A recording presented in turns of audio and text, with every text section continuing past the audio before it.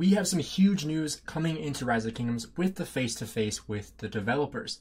So today we are talking about this entire note here, where we are going to talk about KVK matchmaking, getting refunds on different equipment, and what the equipment system will look like going forward.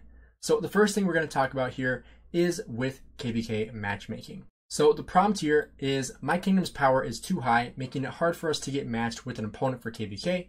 Every time matchmaking starts, we have to disband our units in masses to lower our power and clear inactive accounts. When we do find a matchup, our opponents sometimes try to avoid fighting with us if they are not powerful enough. This has made the Lost Kingdom unbearable. This is a very common thing that I have heard many times in Rise of Kingdoms, where you have kingdoms that are trying desperately to lower power, just like 1079 did for this current KVK we are in order to actually get a good fight with actual good matchmaking. And, you know, Lilith has been struggling with matchmaking a lot in the last year or two, especially in the last couple of months, with many kingdoms getting no match found, us included, and just having it much more difficult to actually get good matchups in KVK. So here's their answer. Our development team has been talking about this issue for some time now. We have also discussed our preliminary adjustment plan with player representatives throughout our online roundtable meetings. I believe Chisgule is involved in this as well. From the KVK matchmaking roundtable and the subsequent discussions in the community, we have received and looked through tons of suggestions from you regarding our adjustment plan, and as a result, we've made the changes to the plan with an emphasis on introducing quota limits and multi-queue KVK. So this is something that they have hinted toward in the past. I have made a video on this when I was talking about the death of Imperium kingdoms, because they were going to start limiting the amount of players eligible to go into a KVK and actually fight. So this is what that is going to look like. So during the KVK registration phase, kingdoms in the matchmaking pool will be divided based on whether or not they have at least 800 active governors with a level 25 or above City Hall. Kingdoms with 800 or fewer will be normal kingdoms, and kingdoms with more than 800 will be multi-queue kingdoms. So this is a very important distinction, because this means that active farm accounts or alt accounts are going to count toward this 800 number, which kind of sucks, honestly, because like for me, I have 8 active City Hall level 25 accounts. So if this means I'm not able to bring in my farm accounts into a KVK because they're City Hall level 25 and they're active, that would really suck. So let's find out what else we have here with information. Multi-queue kingdoms, so kingdoms with more than 800 active City Hall 25 players, will be divided into multiple queues, which can each take part in KVK as separate entities. Multi-queue kingdoms will be divided into multiple queues, which can each take part in KVK as separate entities. The kingdom's king must appoint governors to manage each KVK queue and assist them with deciding the final rosters, including participation, alliances, and governors. The king of a multi-queue kingdom will select a story for all queues. Each queue will take part in KVK matchmaking separately and can potentially be matched up with normal kingdoms. Queues from the same kingdom will not be matched to the same Lost Kingdom. This is really interesting. So what I was just saying about my farm accounts, that is not going to happen. So basically what this looks like is, let's just use a big kingdom like 1960 or 1034. Kingdoms that have the most power in the game. So 1034 has the most power in the game right now. They would definitely be classified as a multi-queue kingdom, because they definitely have more than 800 active players above City Hall 25. And so they would be matched into a multi-queue kingdom, which means that in each queue, you can have more than one queue, but with each queue, you can only have up to 800 players in that one queue. And so if you have, say, 2,400 players in your kingdom that want to fight in KVK, including alt and farm accounts, you can bring those into 3 separate entities. And so that means each separate entity of 800 players will each be able to fight in a separate KVK. However, they will all have to register at the same time, which makes it a little more interesting, because that means that every single one has to have a match found, which, as we talked about earlier, has been a struggle with Lilith. So that's something that they're really going to have to work on, which I think is why they say that they could potentially be matched up with normal kingdoms, because otherwise it's going to be so hard to find matches for every single queue, especially if one has 800 and another one has 350, right? Like, you're not always going to have even numbers of every single one having 800 players. you're going to have some that are 800, you're going to have some that are 500, 200, etc. And so you have to match them to the same opponent's strength, which is going to be really, really difficult. And like I said here, queues from the same kingdom will not be matched in the same lost kingdom.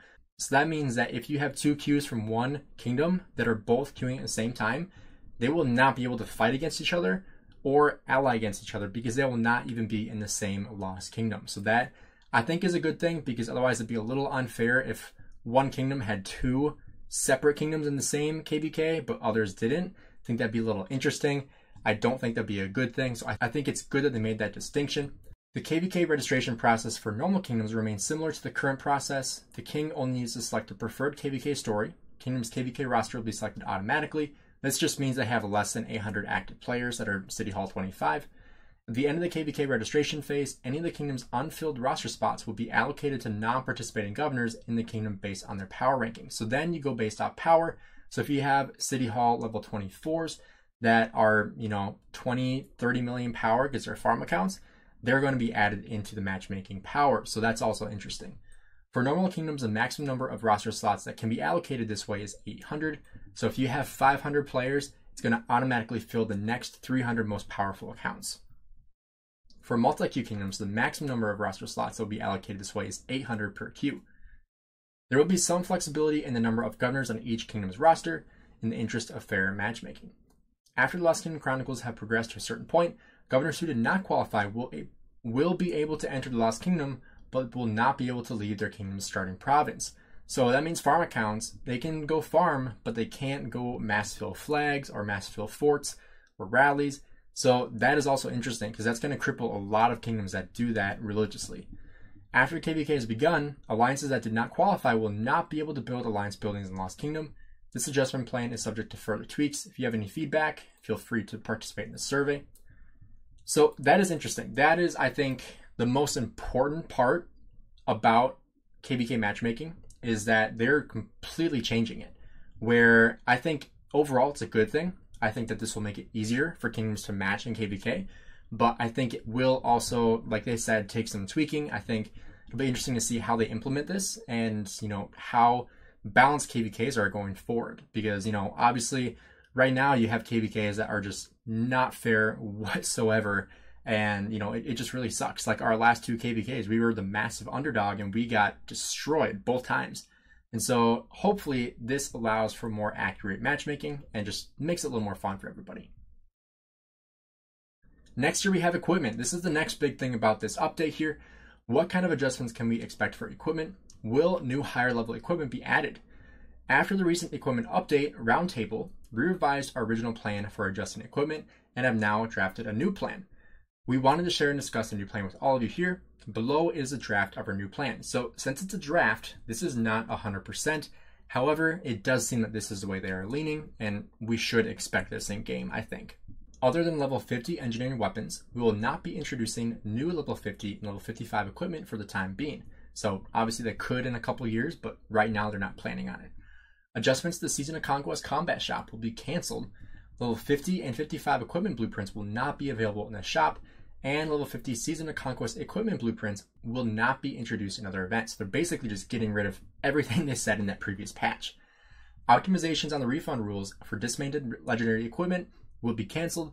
Dismantling refined equipment will not grant more materials. This I don't love, but at the same time, you shouldn't be dismantling refined equipment in the first place, especially if it's legendary. The iconic equipment system will be updated. This I think is really good. After a piece of equipment is upgraded to iconic with an iconic crystal, the equipment can further be upgraded. These subsequent upgrades will mainly cost existing equipment blueprints and materials. It will not cost any iconic crystals. I was very glad to hear this, because I thought they were going to put iconic crystals in the mix, and I was not looking forward to that because I don't have enough iconic crystals in the first place. Outside of the Trial of the Lost Kingdom, all legendary equipment can be upgraded in this way. And this is just the one you can buy from, I believe, FIAB 16 or 17. After the material cost to forge or refine Sacred Dominion, Hammer of the Sun and Moon, Hydra's Blast, Pride of the Khan, Helm of the Conqueror, and Ancestral Mask of the Knight have been adjusted, we will refund excess materials starting from September 21st, 3 UTC. If you have forged or refined the above equipment prior to 8/22, August 22nd, you will receive the excess materials after logging out of the game and logging back in. This is when they updated the cost of materials. And so if you crafted something before this, you are going to get materials back, which is huge. For me, it doesn't matter because I didn't craft them in the first place, but for the many people who have crafted and refined all of these pieces of equipment, they're going to get so many materials back. Like, they're going to be able to craft an entire legendary set with that many materials that they're going to get back. So that's going to be huge for a lot of people getting those refunds. And, you know, that's just, I can't imagine how many materials people are going to get back for that, but it's going to be a lot of legendary materials because they made this so much cheaper to make. Still not worth it in my opinion, but much, much cheaper than it was before. Equipment will gain different new attributes when they're upgraded to the iconic equipment. Equipment of different levels and slots require different amounts and types of materials to be upgraded to iconic equipment. Compared to other level 45 equipment of the same slot, Season of Conquest equipment will require more materials. They will also gain greater bonuses if they are upgraded after being made into iconic equipment. So this means you really want to craft and refine and then upgrade equipment that is from the Season of Conquest. It will inherit its previous refinement level and special talents. It will also gain a bonus to its attributes after it's upgraded to iconic equipment. So I believe what that means is when you take a commander with an iconic on it right now. So right now I have this special talented and I have an iconic crystal on it. You can see I don't have the ability. So I'm assuming it's going to be right here or maybe, you know, somewhere on the screen where you can upgrade this piece of equipment because you have the iconic crystal on it and you also have it special talented. Obviously you probably don't have to have a special talented too. You could probably upgrade something that isn't. But in this case, like my Navarre's Control does not have an iconic crystal on it. So I would have to use the iconic crystal first and then go in and then be able to upgrade it eventually. So I think that's what it's going to look like, which, you know, obviously we don't know to the extent of what this new upgrade system is going to look like and how much better it's going to be. But, you know, even if it's like a % or 2 of stats or, you know, upgrading the iconic attributes of getting, you know, more base stats, that'll be huge because like this is going to be even bigger than just giving like an extra percentage of cav health. Like getting extra base defense or extra base health or whatever it might be, whatever it might look like, you know, it's going to drastically increase the, you know, the effectiveness of all this equipment. So I am really excited to see what they do with this. I think there are a lot of really beneficial things they can implement with this new equipment system. I'm super excited to see what exactly they come up with because, you know, obviously they haven't made it public yet, but I will be sure to make a video on that when they do. So hopefully we will see this eventually in game. You know, obviously they haven't given a start time for this. You know, they said it's still kind of a draft and still in the works with, you know, some extra stuff that needs to be probably fixed with it or, you know, tested out. So hopefully we see this eventually, but, you know, I would presume that we'll probably see by the end of the year. And obviously it is the end of September right now. So probably the next 2 months, we'll probably see this implemented in the game with the matchmaking and with the upgraded equipment with iconic crystals. So make sure you guys stay tuned for those videos. Make sure you drop a like and subscribe to the channel if you want to be caught up to date on all Rise of Kingdoms news and just enjoyable content. So thanks for checking out the video, guys. Have a great rest of your day.